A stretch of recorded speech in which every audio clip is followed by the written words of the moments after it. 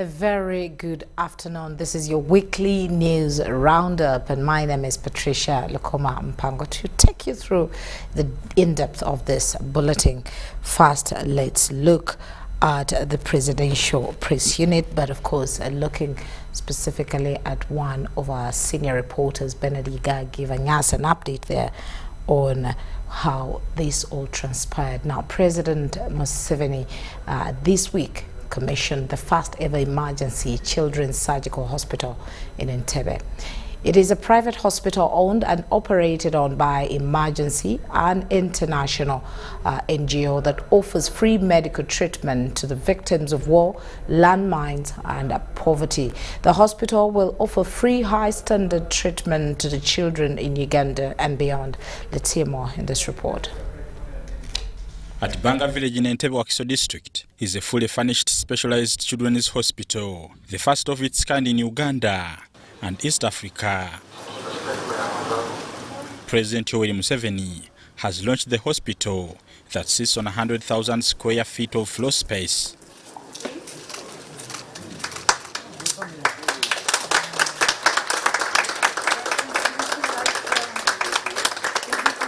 It has 3 operating theaters, 72 beds, 6 for intensive care and 16 for sub-intensive care, an observation and stabilization ward, 6 clinics, a radiology room, a laboratory with a blood bank, CT scanner, pharmacy and a guest house for patients from far.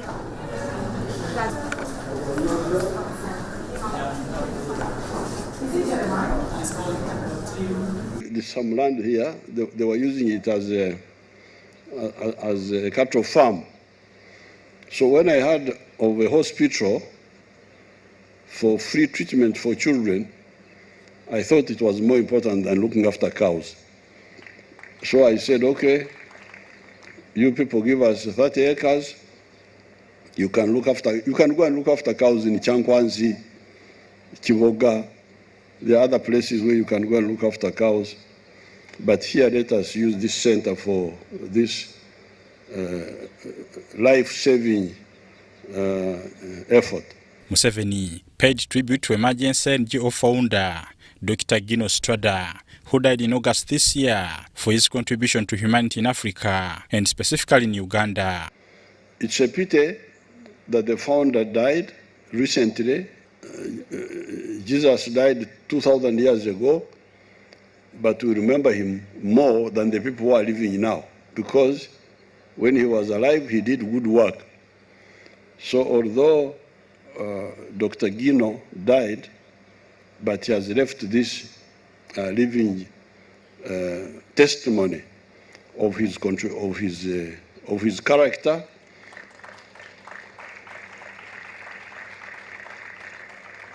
and of his contribution deep here in the heart of Africa. To the Italian proprietors and founders of the hospital, it is a dream come true. For this reason, I decide to dedicate my participation to the memory of my parents. Today will always remind me this fantastic adventure I lived with emergency, and will always make me feel part of this country. Built at a cost of 117 billion Uganda shillings and a public-private partnership with the Ministry of Health, it will serve as a regional referral for pediatric surgery. On the 15th of April 2020, we opened the facility to patients, and to date, over 3,000 patients have received care in this hospital, and over 500 surgical operations have been carried out. We are extremely grateful. Museveni pledged to support its nursing training center and improve pediatric surgery and medical care in the country. So if they could have a nursing center here, the nursing training school, where some of these people come and impart that passion, I call it passion plus skill. It is a combination of both. And if that nursing school could impart that to some of our young people, young nurses, it would be very good. The president assured that the road leading to the hospital will be tarmacked. The road will be done. It will be, for sure, they have started working on it, but I can guarantee it will be tarmacked, it will be asphalted. My staff should follow it up. We don't want dust coming to the hospital to spoil the equipment of the hospital. Bernard Higa, UBC News, Entebbe. Thank you very much there, Bernard Iga. Now, as we look into the Vice President's Press Unit, President Yoweri Museveni this week said that government commends and appreciates the efforts of medical practitioners who have worked tirelessly and risked their own lives to redeem the lives of those affected by COVID-19. In a speech read for him by the Vice President, Major Jessica Alupo, during the 5th conference of Uganda Medical Association and annual general meeting at Silver Springs Hotel in Kampala, President Museveni said that the health systems around the globe, and especially in Africa, are overstrained by heavy financial and non-financial burdens of communicable and non-communicable diseases. Let's hear more. I came here purposely because the program of parish development model is being rolled out. So I want to encourage you once again that this should be, in a way, an advantage to the villagers who have often complained about the distance to access the service, the distance to access the information, the distance to reach the meeting venue. So at the level of a parish, we assume that the issue of a distance will not be a matter anymore. And you can count, there's so many programs and interventions which government has implemented over the years in order to remove poverty from the grassroots people and everybody. I'm privileged to look at some of you having been part and parcel of the implementers of the other earlier programs, either directly or indirectly. So my major reason of being here is again to encourage you first of all to ensure that there is no corruption in that program in any way, on the part of the implementers, but also on the part of the beneficiaries. In the last government of 2016 to 2021, Uganda was supposed to leap to the middle income status, having implemented successfully the programs you are always talking about. We are always talking about, like OWC, like NAD, Women Fund, Youth Fund, Emioga, and Dandikwa. You can name them, there are so many. In northern Uganda, there are special ones. Northern Uganda Rehabilitation Plan, then restocking. But there are 7 regions in Uganda which let Uganda down, 7 sub-regions. Out of those sub-regions, Teso is one of them, Busoga is one of them, Bukedi is one of them. So I want to say that out of those 7 sub-regions, as the other ones already moved to the middle income status, all the other regions in Uganda moved to the middle income status. These 7 now, in the implementation of the parish development model, should implement the parish development model as perfectly as possible in order to catch up with the other regions, because the other regions have already reached that status, which is middle income. So coming from one of the regions which let Uganda down in the last 5 years, I feel indebted to keep reminding you, particularly you from the district where I come from, because information is shared, you also share with all members of other districts, that we must also move and get those the grassroots household out of poverty with the opportunity that we have got of the parish development model. I would like to end here, but welcome you again come again and again whenever I'm around to have a conversation and a chat like this, so that I can get statistics and real technical plan of what the district needs, so that when I go and share with other bureaucrats, big bureaucrats, they can understand me so easily. Thank you very much for listening to me. I've said all this for God and my country.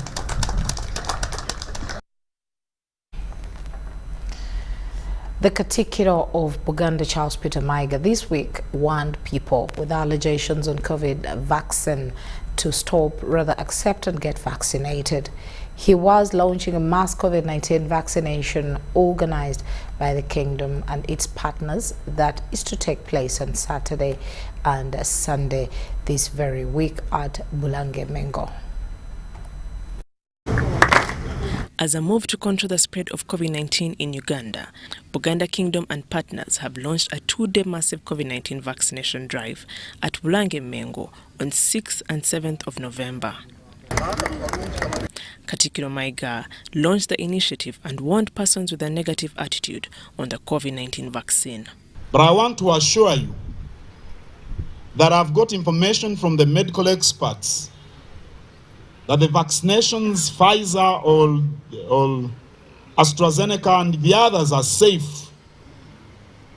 They are not going to make us sterile. They are not going to injure our health in any way. Maiga pointed out prominent leaders that have accepted to be vaccinated and requested people to go and get vaccinated. It's for that reason that the Kabaka was vaccinated in public, together with the Nabagereka. I also got vaccinated here in the gardens of Bulange to assure the public, after being reassured by the medical experts, that the vaccinations are safe. So on the 6th and 7th of November, we call upon members of the public to come here to get vaccinated. There are no charges for that vaccination. Buganda Kingdom Health Minister Dr. Prosperous Nanchi Ndukavuma pledges to continue to work with partners. Nti bannamikago bano mulimu abazze ku nsonga y'okugema ate n'abazze ku nsonga y'okutuwa masks ezimu ku nkola enkulu ebbiri ezituyamba okulwanyisa COVID-19. On behalf of partners, Jackie Atakaniziwa from Uganda Breweries says in this 2-day mass vaccination, together with the Kingdom, they are targeting 30,000 people. We're thinking that probably the first day we will have about 15,000 people hoping, and we are looking forward to that. And then on the second day, we'll also have about 15,000 people. They also handed over 10,000 masks for distribution. Nwasasra Isabella, Sebira Andrew, UBC News. So this exercise is still ongoing today at Bulange Mengo. Please engage in the vaccination exercise. Now moving on, the Inspector General of Police, Martin Okoth-Ochola, this week walked out 49 retiring officers from the force after reaching the mandatory retirement age. Ochola applauded the retiring police officers and tasked them to be exemplary while in society and support different government developmental programs. Uganda Police has retired senior police officers at a ceremony officiated by the Inspector General of Police, Ochola Martin Okoth. The retirees include 6 Assistant Inspector General of Police, 1 Senior Commissioner of Police, 1 Commissioner of Police, 4 Assistant Commissioners of Police, and 1 Detective Commissioner of Police. Others are 6 Senior Superintendent of Police, 2 Detective Superintendent of Police, 12 Superintendent of Police, 14 Assistant Superintendent of Police, and 2 Detective Superintendents of Police. Retirement or loss of a job or end of contract does not mean end of life. Experience indicates that the biggest challenges in retirement are how to remain relevant to society and how to maintain cash flow. The senior retirees include, among others, AIGP Grace Tuliagumanawe, AIGP Bangrana Godfrey, AIGP Mujenyi Asumani Jawado, AIGP Kasima Stephen Munanura, AIGP Tunum Gisha Henry, and AIGP Balimoyo Moses, who represented the retirees. Handed over everything and remained with only the ceremonial dress. class 1. It is my view, sir, that even class 2, especially for the senior officers, should be retained. Why? The Inspector General Police, Ochola Martin Zokoth, applauded these gallant officers for serving their country gallantly and advised them to utilize their stay in communities by supporting different development government projects. After many years of strenuous police duties, you are now relieved from the compulsory restraints with the honor and dignity. And it is for this reason that those who are still in service should look at you with admiration and gratitude for a job well done. The commissioner in charge of compensation at the Ministry of Public Service, Bua Victor Leko, encouraged retirees to attend post-retirement training for proper plan selection while mixing with the society. We face challenges of officers who, even after reaching the retirement age, want to stay. And this has an impact even on the officers themselves, because it means by the time they reach home to do their own things, they are worn out. Retired officers are advised to use funds at their disposal to invest in cash or near cash investment, enabling them manage any emergencies as may arise and avoid stressful or risky trade. Abdul Nasili Lubwama, UBC News. Now, members of Parliament sitting on the Supplementary Budget Committee this week called upon government to continue supporting the Ministry of ICT and national guidance to continue sensitizing Ugandans on COVID-19. This was after the Sector Minister, Dr. Chris Beryomonsi, presented to members on how the 1.8 billion Ugandan shillings was spent on messages related to preventing the global pandemic.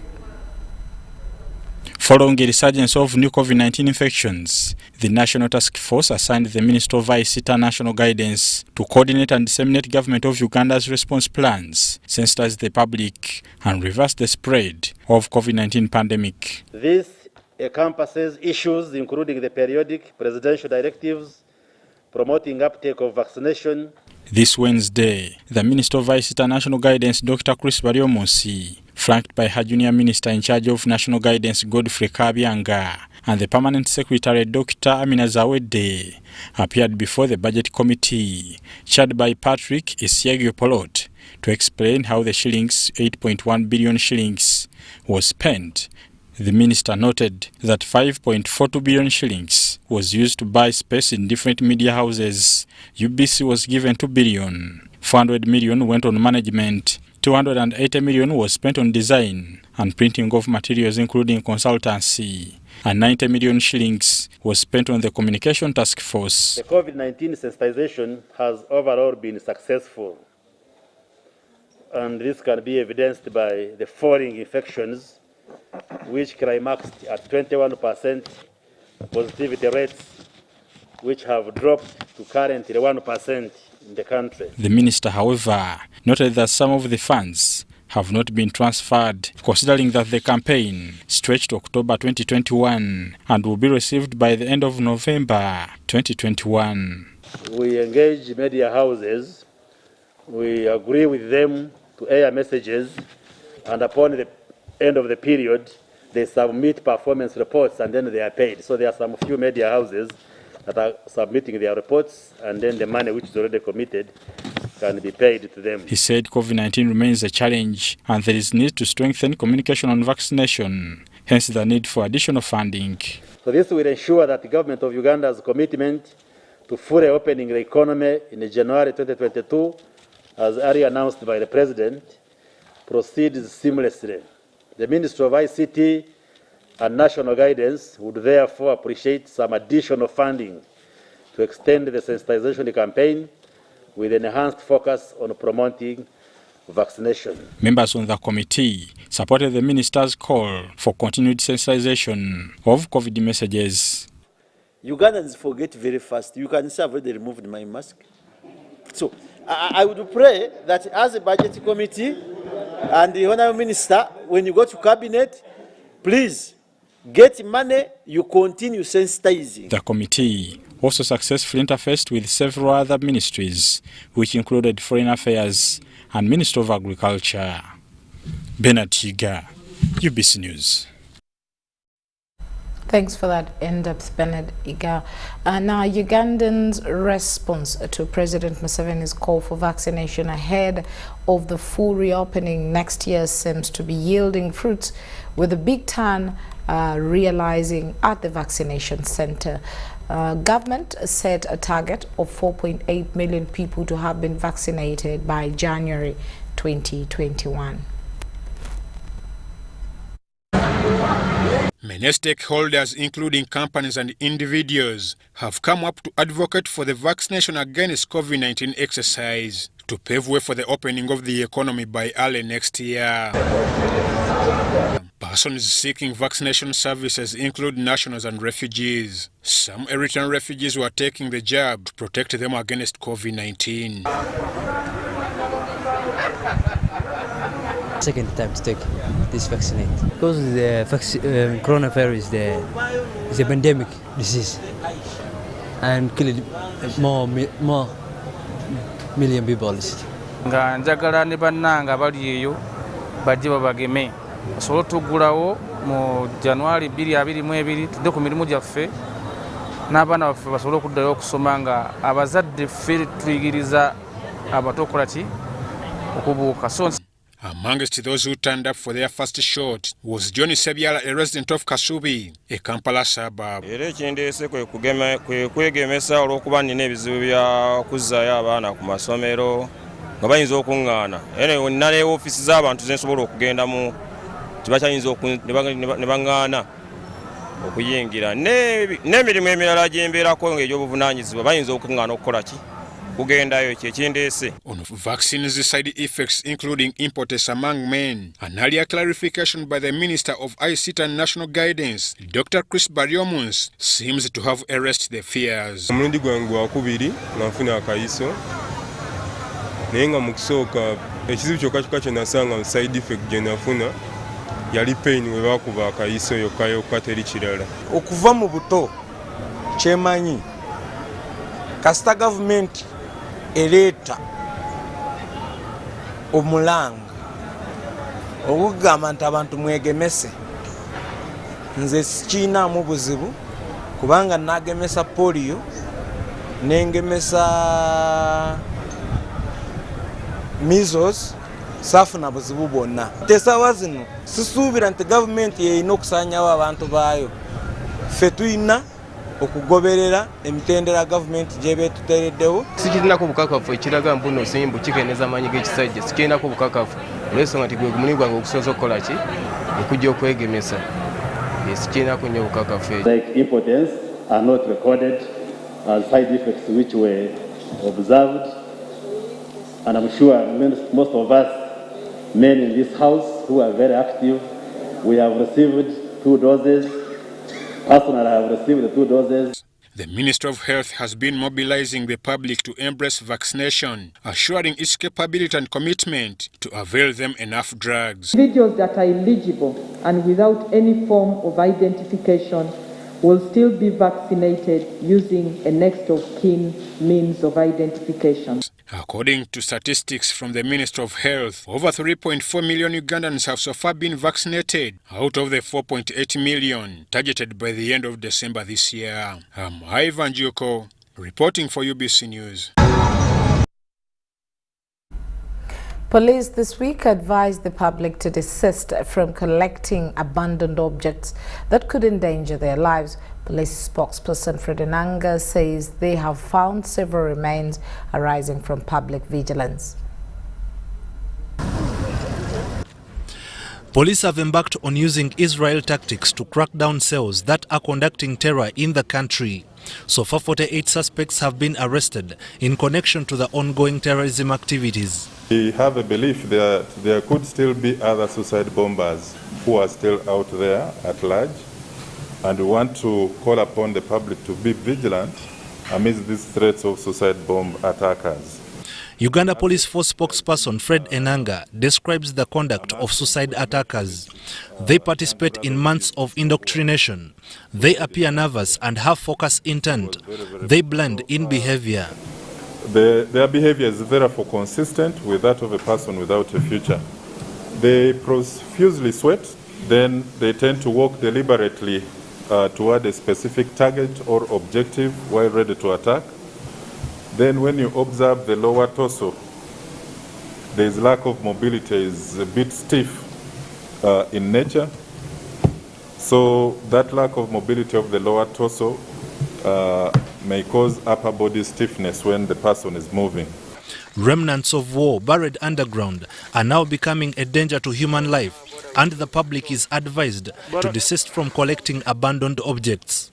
Such objects have claimed 3 lives in Semuto, Nakaseke district. This is becoming a danger because a number of young children are looking at these metallic objects as objects of value. So wherever he gets it in a garden, wherever, he picks it and takes it. The heavier it is, then it fetches more cash. And that is very, very dangerous. So for children who are scavenging scrap, they really need to be very, very careful. Police will engage NGOs to create awareness to the public on explosive device vigilance. Meanwhile, security is hunting for Wobulenzi Mayor Sebalamu Moses for provoking police as it stormed one of his bars operating against COVID-19 guidelines. They started throwing and pelting our officers with stones. 2 of them were injured. So our officers managed to discharge about 13 bullets. Unfortunately enough, 2 victims were injured. 2 SMG rifles with 59 ammunitions have been recovered. This brings a total number of 97 guns and 1,048 ammunitions recovered since the start of the disarmament in Karamoja. 256 have been convicted and sentenced since the start of the disarmament operation. 3 cattle rustlers were put out of action.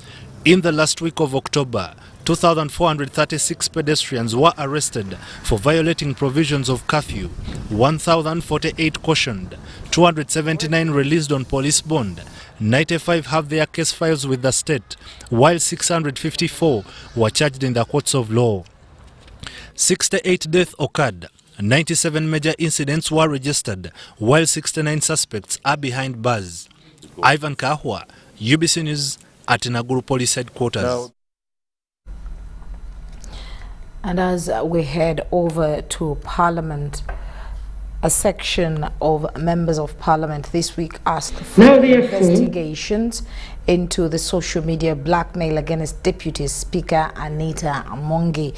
Dokolo District Woman Member of Parliament Cecilia Ogwara said an attack on the Deputy Speaker translates into an attack on all women. Therefore, be it resolved as follows. Shortly after moving, that Parliament collectively conveys its deepest condolences, debating and passing a motion. She was a member of Parliament but still kneeled for the husband. To honor fallen first woman Ugandan Member of Parliament, Florence Lubega. Those in favor say aye, and to the contrary, no. The ayes have it. This matter was raised. We must speak out as women, we must speak out as leaders of this country, whether you are a man or a woman. The institution of Parliament cannot be attacked, and we keep quiet. Dokolo District Woman Member of Parliament Cecilia Ogwal was concerned that social media was awash with information that could character assassinate the person of Deputy Speaker. This tradition must stop. From the time of Specious Akazibwe, she was attacked. You bring it to Kadaga. You bring it now to Anite Among. No, why? In the social media write-up, Anita is accused of corruption and grabbing property. This, however, has not in any way got her worried. We know the people who are doing it, but you must stand firm. And we must take this country up to where we want it to be. I have my 10 years as a deputy and 10 as a speaker. The mafias are still around. And if the mafias continue work in that form, and we just leave them move like that, tomorrow they will be on my leader of opposition. Nothing will intimidate me. Nothing will deter me from doing whatever I'm doing. I am number 5 for 10 years. Members of Parliament want the matter investigated. If UCC can come out and tell us that the source, it began here, how it landed on social media, it began on this phone, on so and so, who sent it, then you will not see the same. I want to appeal to those investigating to expedite the investigations and give the report so that we can get out of this and work. Cecilia Ogwal says attacking women in Uganda's leadership should not be made a normal routine. Henry Okrut, UBC. State House Land Commission has halted investigations over the investor and residents of Bazida Njovu in Nachisunga Sub-County, Mukono District. Officials from State House ordered off security officers attached to Duo Security Company who had fenced off all roads leading to the disputed land. But the only thing I've ever asked for is a real assessment. The State House Land Commission has started investigations into the land wrangles between one investor, Right Jonathan, and residents of Buzira Njovu Nachisunga Sub-County, Mukono District.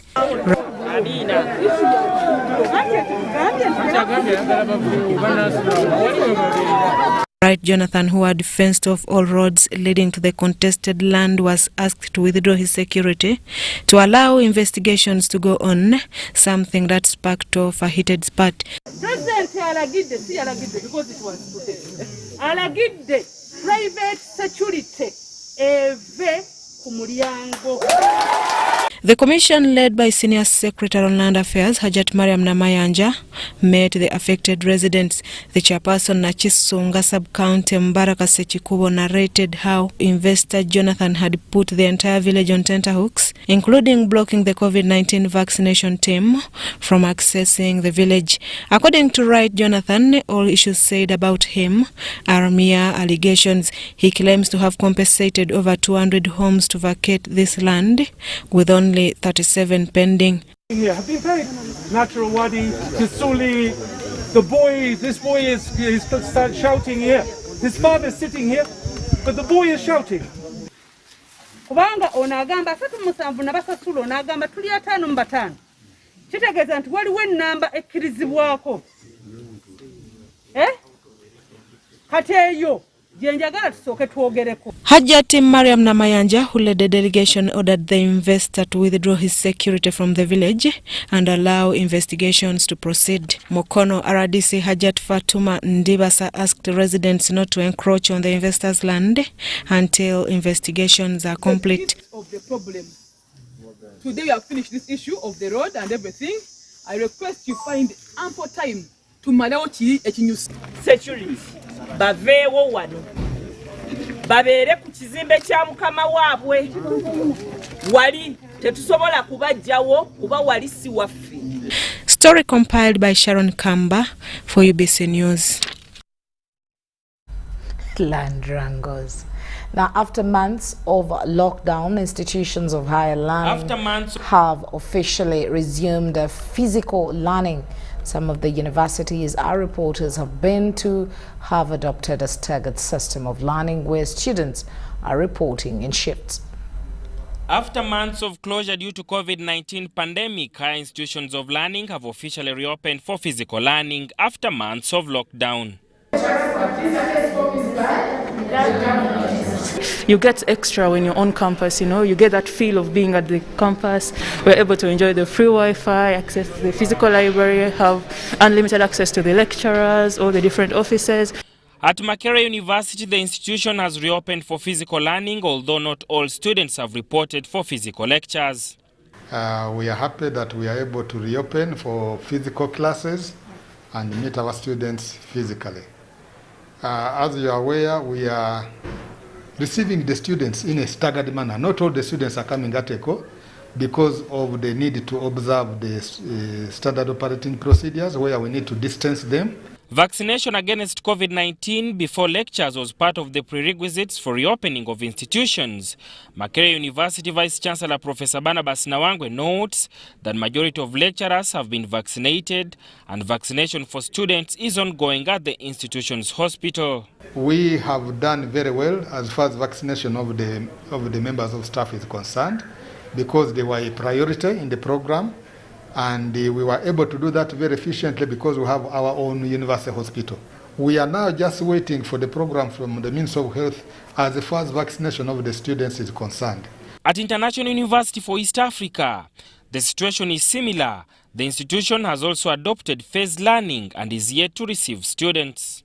We expect to open 2 weeks after today. The students will come face to face.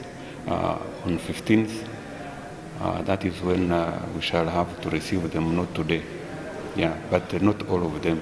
Although we expect also a small group of students who may have to come, who are non-science students or exclusive of those faculties who are supposed to come for, especially those ones who are new and could have reported late or could have missed classes some semesters ago. Students are happy that after months of lockdown, they are able to attend physical learning. But coming back to campus, at least it will shape us back to where we were before the lockdown came in, and then I think we are good to go. Materials are recorded, you can even miss and rewind. Meanwhile, face-to-face is also here. They are going to be starting, and we shall provide all measures of soaps so that we promote safety while at campus. Sadam Mubale, UBC News, Kampala. It's time for us to take a short break, but when we do return, we come back with the business stories. Stay with us. Pay bills using Airtel Money. Make any bill payment within a month with a minimum of 5,000 Uganda shillings and get 10 minutes free Airtel to Airtel calls valid for 24 hours. Dial *185*4# or use the My Airtel app to pay for water, buy yaka, pay TV, and so much more. Terms and conditions apply.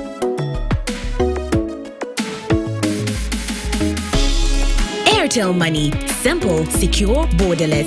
Kagalino twalekedde ekyatulese tuzze tukalanga enfunda eziwerako ddala eno yego TV Super eyabakaguje njagala wekaani ewatali kwemamaza olwo tuba tusimbudde ne Go TV Super Duper wawawa era nga bakutuusyako ekiga ekyabakabejja abasajja eŋŋwaŋŋuli kwogata ne busineema obujjudde omuhabati ku $5,015 wawawa soka bulaza weefunye ekirungo kya Go TV Super ekijjudde obulungi ove mu baaje.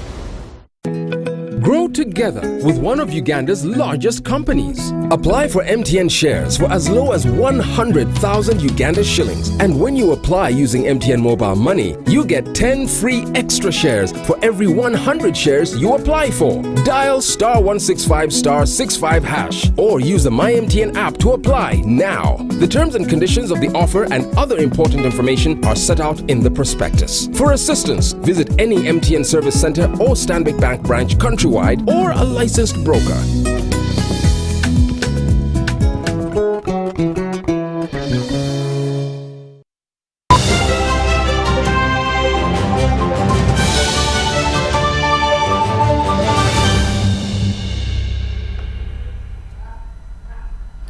Now, as we look at business this week in our roundup, Uganda People's Defense Forces have given land worth a square mile to Uganda Investment Authority for development.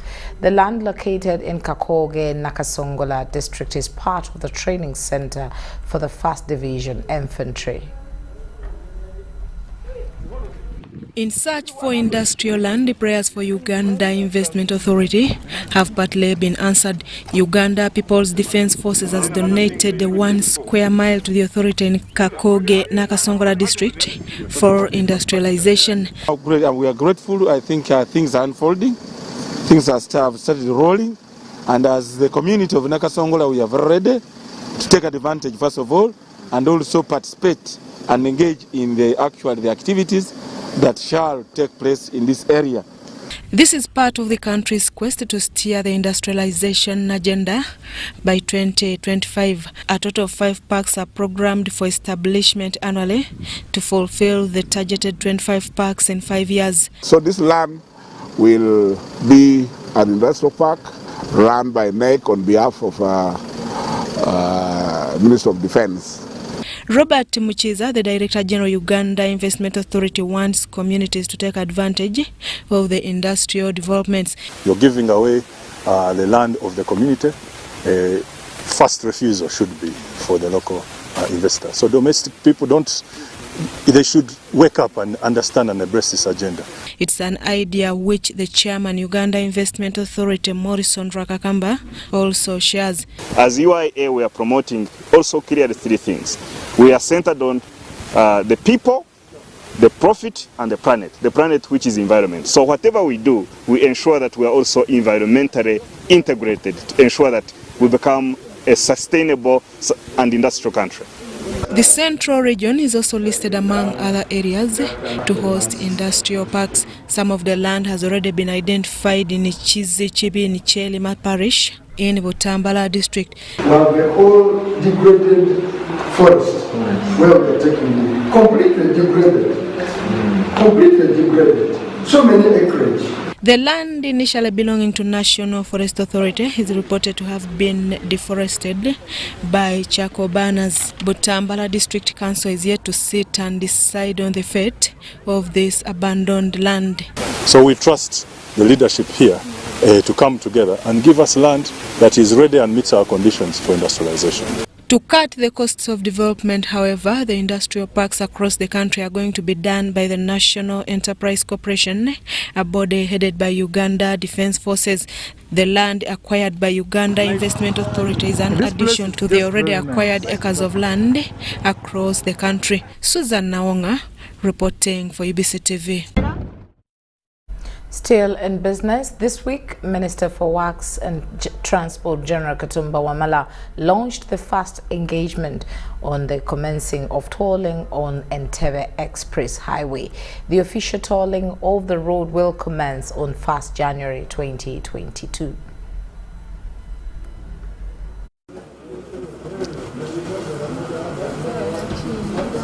In 2018, the construction of Entebbe Expressway was completed. However, there was delay in enacting tolling legislation, and UNRA could not commence operations. The Road Act provides for toll fees for each vehicle class commuting on Entebbe Expressway. The Ministry of Works and Transport has launched the first engagement and tolling fees to be paid by road users operating along the expressway starting January 2022. Bikes with a speed limit of 400cc shall remit 3,000 shillings for road usage, while light vehicles to heavy duties shall range from 5,000 shillings to 18,000 shillings. Minister General Edward Katumba Wamala confirms tolling fees on expressway shall be collected by AGC company for about 5 years to set about $476 million loan acquired by Uganda from Exim Bank of China. Tulina katinga abadigizi nenene siwisa 13 kati bobona ne Morocco entono ipsam na zine entono endala 15 kati boboli na medium goods zine katinga zine zitwala ebyenyanja obutono obutwala ebyenyanja obutwala fresh foods.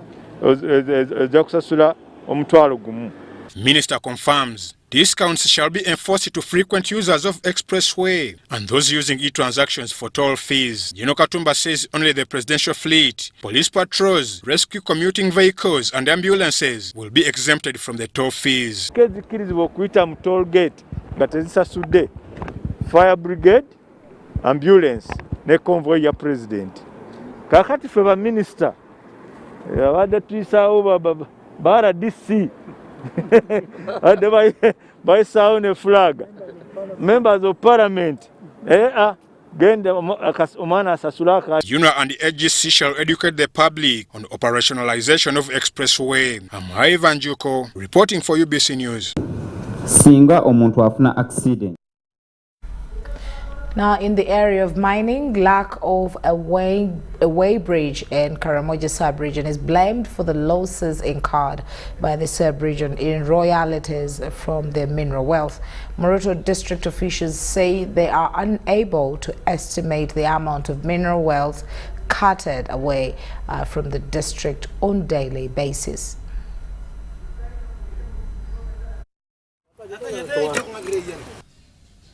Karamoja sub-region is endowed with mineral wealth like gold, tin, iron, cobalt, limestone and uranium, among others. These are extracted to feed the mushrooming factories in Nakaseke, Jinja, Tororo, Mbale and Kampala, among others. According to Ugandan Mining Cadastre 2018, national and international investors have been granted mining concessions in Karamoja. Moroto district has two major mining sites of Kosiroi in Tapach sub-county, where limestone is extracted under Tororo Cement Limited. Nanyindik mining area in Rupa sub-county is another mining place where marble stones are extracted by Sunbelt Company. While on monitoring and inspection, Uganda Human Rights Commission visited Kosiroi and Rupa mining sites. The artisans in the mining areas extract these stones manually with hammers, which leads to exposure to accidents, and yet they earn P. The miners are here being injured every day. People have lost their eyes. People have lost their legs. The company has never even constructed a borehole. Residents in Tapak say Tororo Cement Limited acquired a mining lease in 2003 and added another one in 2010, but they have never paid surface rates compensation. Even with the efforts of stakeholders, companies claim they don't know the rightful landowners. Talk of surface rights. The community will tell you we don't want anything concerning surface rights. This is because Tororo Cement tells the community, I've paid the whole of Kosiroi. If I pay you surface rights, you are going to leave mining. As we have come in to identify who the landowners are. But even with that, the company still keeps changing goalposts. The executive director of Resource Rights Africa, Andrew Byarhanga, attributes this to over-centralization of services. If you are to acquire a mining license, you have to go up to Entebbe. And this is why there is lack of participation by the indigenous people. Many children are exposed to heavy works in the mining sites due to the high levels of poverty and hunger. And our estimation is that over 300 children are still holed up in the mining sector in the Karamoja. And this is disastrous for the future of these children is being. According to a report by Resource Rights Africa, over 200 trucks loaded with 32 tons of stones each leave Kosiroi mining area on daily basis. However, it's not known how much minerals leaves Karamoja since there is no weighbridge in the region. Local governments and residents are losing since the companies are underdeclared while paying revenues to government. Because at the end of the day, we have to rely on the returns that are provided by companies to calculate how much royalties they should pay. We've been advocating for the weighbridge, and I think government is at advanced stages to ensure that the weighbridge is brought within the region so that we know how much is leaving the region and how much returns the companies are paying. According to the Mining Act, 20% of the royalties has to go to the district, 7% to the sub-county, and 3% goes to the landowners. But all these are not followed due to communal land ownership system, among others. And so this gives a challenge of when it comes to compensation. So we've discussed that we want to support communities to ensure that they access through the Ministry of Lands, they access the titles, but specifically certificates of customary ownership. According to Resource Rights Africa, over 300 hectares have been cleared by Tororo Cement Mining Company in the last 20 years, and this has contributed to the harsh environment in the region. Byarugaba says there is need for government to ensure miners concentrate in one area and then later restore it. Be concentrating, like say, on 1 acre, they mine that area, they finish it, they restore it, and then they can replant the vegetation that they form. The Director, Monitoring and Evaluation at Human Rights Commission, Ruth Sechindi, says they are to meet with Tororo Cement Company Limited authorities to hear their side. I think there's mutual respect and appreciation when you're doing business. Sechindi called upon Minister of Energy to involve the local community, and the district should know when issuing license. To get involved with the communities in the event of issuing any license, let the local communities know, let the district leadership. There are over 147 investors with exploration licenses, with 110 of them having leases of between 10 to 40 years. Maureen Yega, UBC News.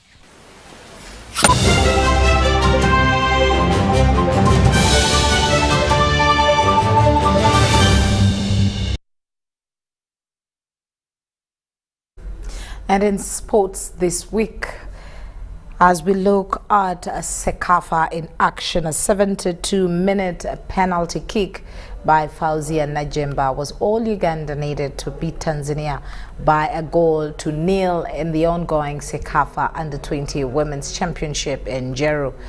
Going into the game, Uganda knew that victory is all it needed to maintain big hopes of winning the Six Nation Championship that climaxes on Tuesday next week. After a scoreless first half, Uganda upped the ante in the second period and was duly rewarded by the tournament's top scorer, Fauzia Najemba.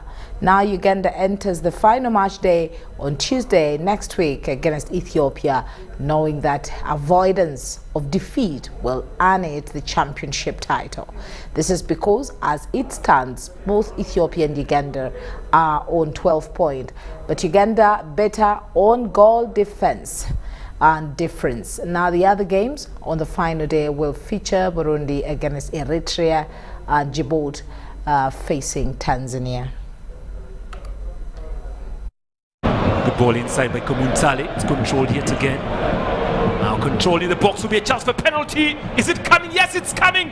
Penalty. Naluja Shamira is down, and penalty has just been awarded. And Koku Pikipanga will bring it down on Naluja Shamira. Considering what happened in the previous games, some are being stopped from Burundi in the first game.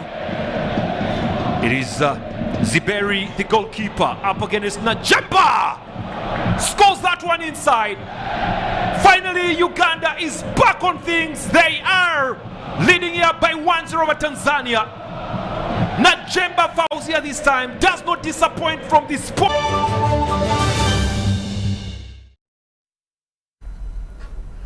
And that's it from our weekly news roundup. Thank you so much for keeping us company. My name is Patricia Lukomwa Mpango.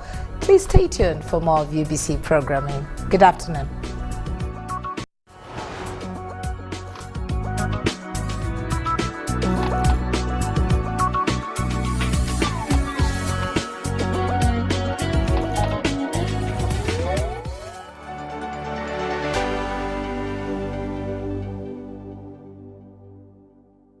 Bills using Airtel